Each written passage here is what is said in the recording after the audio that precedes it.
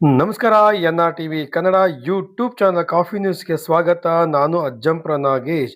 ಚಿಕ್ಕಮಗಳೂರು ಜಿಲ್ಲೆ ಅಜ್ಜಂಪುರ ತಾಲೂಕಿನ ಶೆಟ್ಟುಸಿದ್ದಪ್ಪ ಕ್ರೀಡಾಂಗಣದಲ್ಲಿ ತಾಲೂಕು ಪಂಚಾಯಿತಿಯ ಒಂದು ಸಂಯುಕ್ತ ಆಶ್ರಯದಲ್ಲಿ 77ನೇ ವರ್ಷದ ಗಣರಾಜ್ಯೋತ್ಸವವನ್ನು ಅದ್ದೂರಿಯಾಗಿ ಆಚರಣೆ ಮಾಡಿದ ಈ ಒಂದು ಸಂದರ್ಭದಲ್ಲಿ ಧ್ವಜಾರೋಹಣ ಕಾರ್ಯಕ್ರಮವನ್ನ ತರೀಕೆರೆ ತಾಲೂಕಿನ ಅಸಿಸ್ಟೆಂಟ್ ಕಮಿಷನರ್ ಆದಂತಹ ನಟೇಶ್ ಅವರು ಒಂದು ಧ್ವಜಾರೋಹಣ ಮಾಡುವ ಮೂಲಕವಾಗಿ ಈ ಒಂದು ಕಾರ್ಯಕ್ರಮಕ್ಕೆ ಒಂದು ಚಾಲನೆಯನ್ನು ನೀಡಿದ್ದಾರೆ. ಇದೇ ಸಂದರ್ಭದಲ್ಲಿ ಶಾಸಕರ GS ಶ್ರೀನಿವಾಸ್ ಅವರು ಸಹ ಭಾಗವಹಿಸುವ ಮೂಲಕವಾಗಿ ಈ 77ನೇ ವರ್ಷದ ಗಣರಾಜ್ಯೋತ್ಸವಕ್ಕೆ ಹೆಚ್ಚು ಮೆರಗನ್ನ ನೀಡಿದ್ದಾರೆ.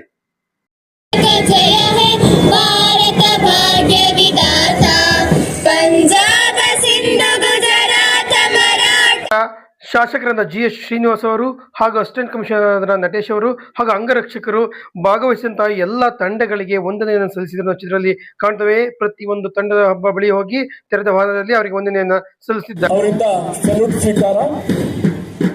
ಮೂರನೆಯದಾಗಿ ಪೊಲೀಸ್ ತಂಡದ HPS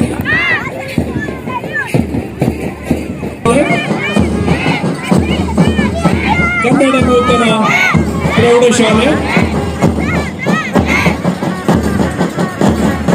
ಸರ್ಕಾರಿ ಪದವಿ ಪೂರ್ವ ಕಾಲೇಜಿನ ಇದೇ ಸಂದರ್ಭದಲ್ಲಿ ಎಲ್ಲ ಶಾಲೆಯವರು ಸಹ ಕೆಲವೊಂದು ಮಕ್ಕಳಿಗೆ ವೇಷಭೂಷಣವನ್ನು ಹಾಕಿಸುವ ಮೂಲಕವಾಗಿ ಎಲ್ಲರ ಗಮನವನ್ನು ಸೆಳೆದಿರುವ ಚಿತ್ರದಲ್ಲಿ ಕಾಣ್ತಿದ್ದೇವೆ.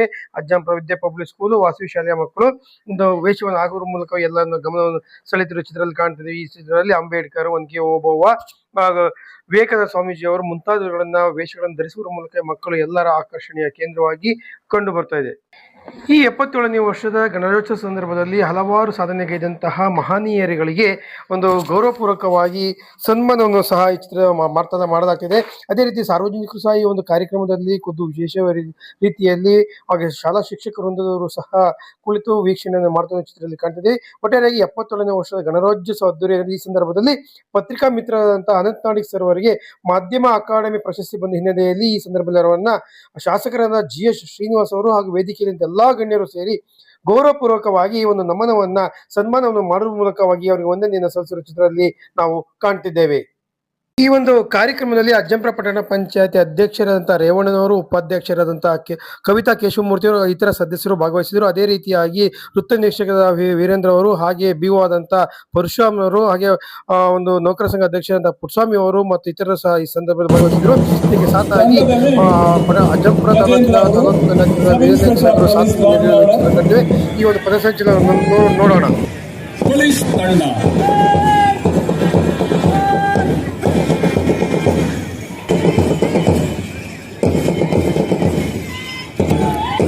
ಐಸ್ ನೈಟ್ ಕೊಟ್ಟು ಸಾಕ್ತಾ ಇದೆ.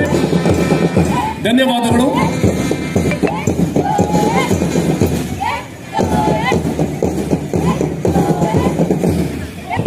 ಮೊದಲನೇ ತಂಡ HPBS.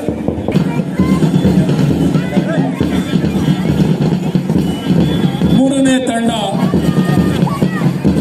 ಪೂರ್ವ ದಿಕ್ಕಿನ ಶಾಲೆ. ಮುಂದಿನ ತಂಡ NHPS.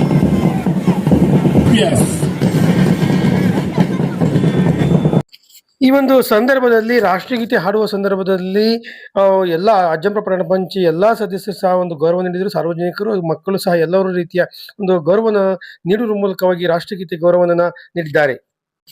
ಅದೇ ರೀತಿಯಾಗಿ ಅಜ್ಜಂಪುರದಲ್ಲಿ 77ನೇ ವರ್ಷದ ಗಣರಾಜ್ಯೋತ್ಸವನ ವಿವಿಧ ಕಡೆಗಳಲ್ಲಿ ಒಂದು ವಿವಿಧ ಶಾಲೆಗಳಲ್ಲಿ ಅದ್ದೂರಿಯಾಗಿ ಒಂದು ಆಚರಣೆ ಮಾಡಿದ ಈ ಸಂದರ್ಭದಲ್ಲಿ ಅಜ್ಜಂಪುರದ ಶ್ರೀ ವಿದ್ಯಾ ಪಬ್ಲಿಕ್ ಶಾಲೆಯಲ್ಲಿ ಶಿಕ್ಷಕರೊಂದವರು ಮಕ್ಕಳು ಸೇರಿ ಒಂದು ಕಾರ್ಯಕ್ರಮವನ್ನು ನಡೆಸಿಕೊಡಿದ್ದು. ಈ ಒಂದು ಕಾರ್ಯಕ್ರಮದ ಧ್ವಜಾರೋಹಣ ಕಾರ್ಯಕ್ರಮವನ್ನ ನಿರ್ದೇಶಕರಾದ ಶ್ರೀಮತಿ ರೇಖಾ ಅವರು ನಡೆಸಿಕೊಡುವ ಈ ಸಂದರ್ಭದಲ್ಲಿ ಎಲ್ಲರಿಗೂ ಸಿಹಿ ಹಂಚುವ ಮೂಲಕವಾಗಿ 77ನೇ ವರ್ಷದ ಶುಭಾಶಯಗಳನ್ನು ಕೊಡಿಸಿದ್ದಾರೆ.